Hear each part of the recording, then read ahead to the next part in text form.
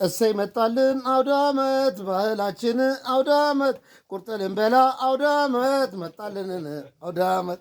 እንኳን አደረሳችሁ እንኳን አደረሳችሁ እንኳን አደረሳችሁ።